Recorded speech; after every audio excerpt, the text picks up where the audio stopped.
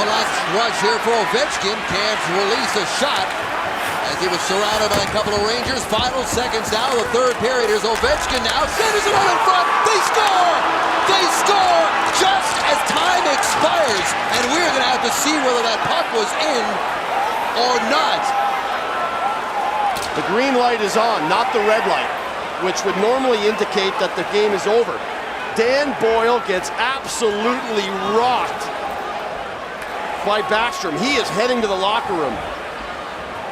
And that hit is what dislodges the puck loose and creates all the havoc in the Ranger zone. And then we'll have to wait and see if this goal crosses before the green light comes on.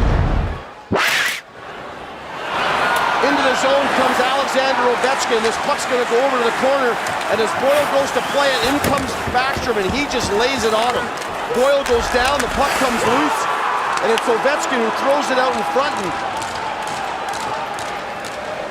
And Ward looks like he gets a stick on it. That thing is up high in the neck head area. And Boyle is hurting. 2.1. Let's have a look at that clock and have a look and see. That's in. That's a goal. This game is over.